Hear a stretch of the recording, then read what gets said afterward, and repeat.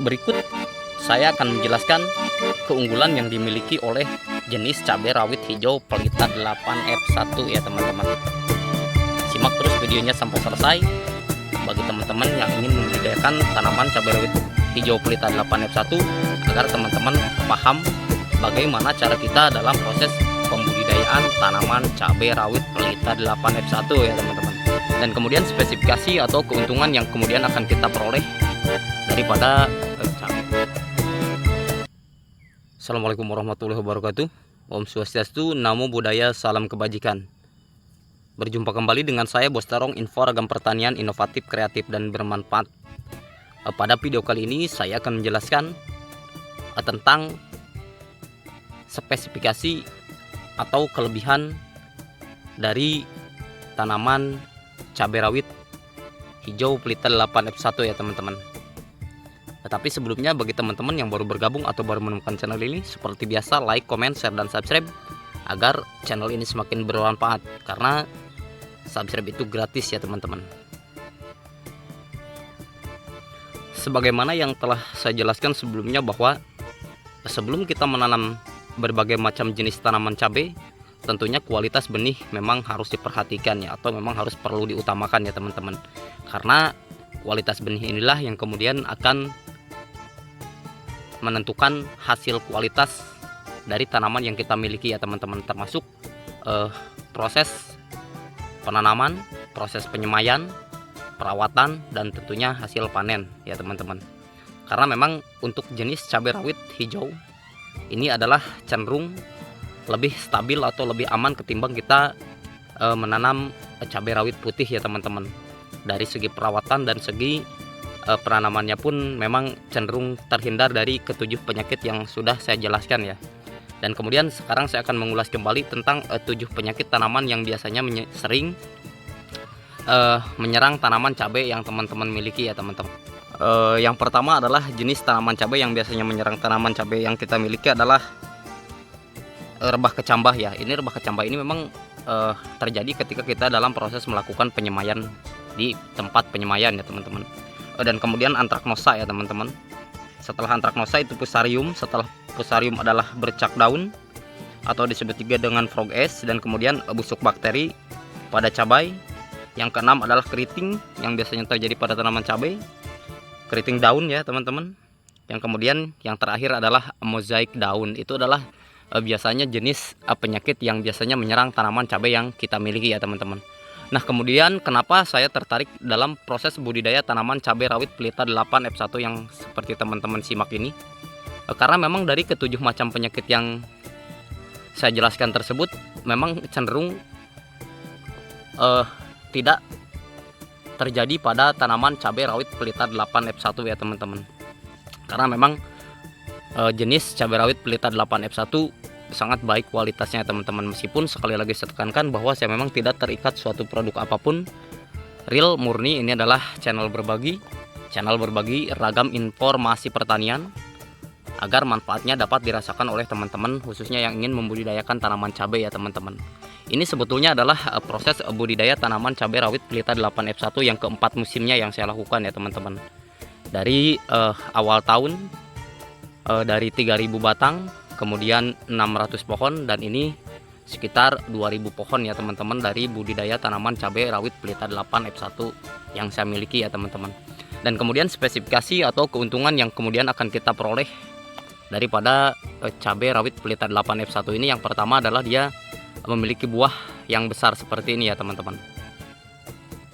Buahnya besar seperti ini, rata-rata ini 4-5 gram. Jadi kalau misalkan buahnya banyak seperti ini, kita bisa hitung sebagaimana yang telah di review di video sebelumnya, bahwa untuk satu pohon saja kita bisa menghasilkan sampai setengah kilogram untuk sekali petik ya teman-teman.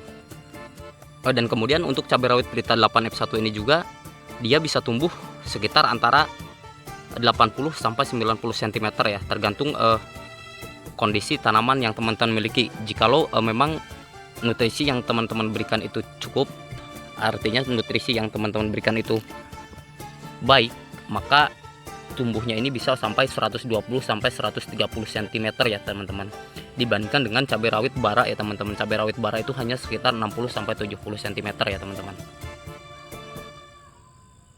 Jadi untuk cabai rawit pelita 8F1 ini memang saya sangat suka sekali untuk menanamnya. Dan memang dari segi umurnya pun saya sudah membuktikannya sendiri. Untuk cabai rawit pelita 8F1 ini dia bisa produktif dari mulai panen itu usia antara 75 sampai 80 hari itu sudah kita mulai melakukan pemanenan ya teman-teman, tergantung. Dan kemudian memang untuk cabai rawit pelita 8F1 ini dia cenderung lebih tahan terhadap berbagai macam virus yang tadi saya jelaskan ya teman-teman. Jadi selama pertama kali panen kita melakukan panen perdana itu, masa produktifnya kini bisa sampai ke 17 bulan ya teman-teman. Jadi 17 bulan itu kita masih produktif dan bisa melakukan pemanenan, walaupun memang buahnya tidak sebanyak dan tidak selebat seperti ini, tapi 17 bulan itu untuk cabai rawit pelita 8F1 memang kita masih bisa melakukan pemanenan ya teman-teman. Dan tipsnya adalah ya teman-teman, ketika teman-teman ingin menanam atau membudidayakan cabai rawit pelita 8F1, pastikan tanah atau pengolahan tanah di sini itu memang sangat bersih ya, artinya memang steril dari sisa-sisa pepohonan atau rumput-rumput liar yang sisa-sisa bekas tanaman sebelumnya ya teman-teman. Karena inilah yang kemudian menyebabkan faktor fusarium pada tanaman cabai yang teman-teman miliki ya teman-teman. Jadi tipsnya adalah pastikan lahannya ini bersih, dan kemudian sebelum kita melakukan penanaman menggunakan dolomit, kemudian dengan kotoran hewan tentunya yang sudah difermentasi terlebih dahulu ya teman-teman. Jadi bisa disimak di video sebelumnya untuk proses pemberian pupuk kandang untuk setiap jenis tanaman cabai ya teman-teman.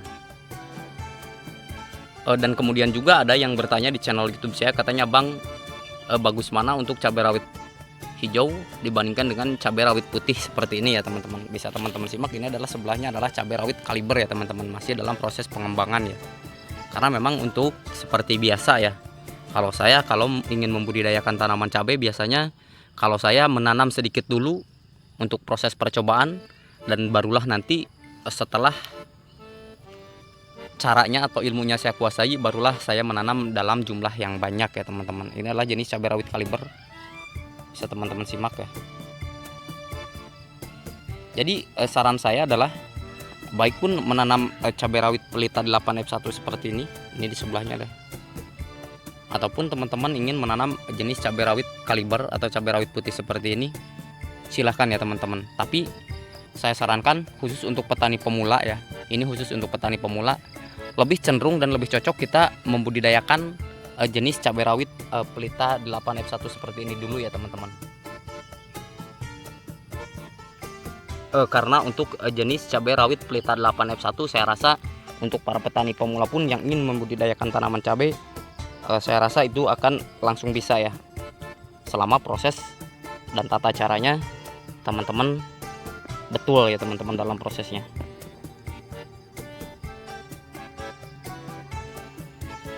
Ini pun sama ya, jenis cabai rawit kaliber ya, masih dalam proses pengembangan. Jadi saran saya yang kedua adalah ya teman-teman, jika teman-teman ingin membudidayakan tanaman cabai, maka teman-teman jangan dulu membudidayakannya dengan partai yang banyak ya, atau dengan jumlah yang banyak.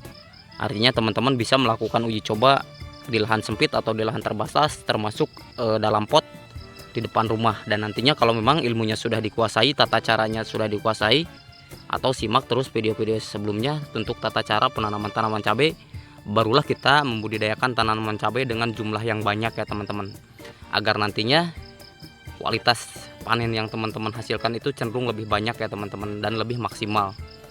Karena memang untuk menanam tanaman cabai itu sudah beberapa kali saya jelaskan, itu modalnya atau biayanya cenderung lebih mahal dibandingkan dengan kita menanam tanaman terong ya teman-teman. Jadi untuk cabai rawit pelita 8F1 ini, untuk panjangnya sendiri ini bisa mencapai 5-7 cm ya teman-teman. Jadi memang dari segi buah ini sudah besar ya, dan memang sangat menguntungkan ya teman-teman. Dan kemudian dibandingkan dengan cabai rawit bara ya teman-teman, cabai rawit bara itu biasanya untuk pohonnya itu cenderung lebih pendek ya. Oke, kita langsung saja ke pinggir yang saya tanam ya, cabai rawit bara ya. Ini di pinggirnya ya. Ini adalah untuk jenis cabai rawit bara ya teman-teman, bisa teman-teman simak. Jadi dari segi perbedaan buahnya pun sudah tampak ya teman-teman. Kalau ini cenderung lebih warnanya tuh biru, tidak terlalu biru tua ya teman-teman. Oke, kita bandingkan dengan buah cabai rawit pelita 8F1 ya teman-teman. Ini adalah cabai rawit pelita 8F1, bisa teman-teman simak ya. Dari segi warnanya pun memang berbeda ya teman-teman, bisa teman-teman simak. Jadi cenderung agak lebih putih untuk cabai rawit bara ya teman-teman, dan memang tinggi pohonnya pun agak pendek ya teman-teman. Jadi untuk cabai rawit pelita 8F1 itu memang tinggi sekali ya teman-teman, bisa teman-teman simak.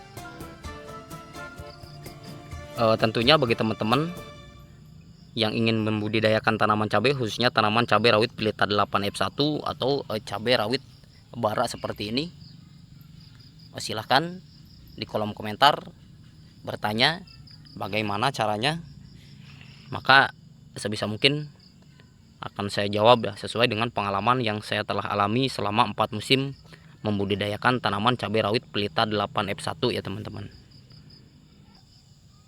Oke, terima kasih telah menyimak video saya dalam penjelasan spesifikasi atau keuntungan dari budidaya cabai rawit pelita 8F1 ya teman-teman.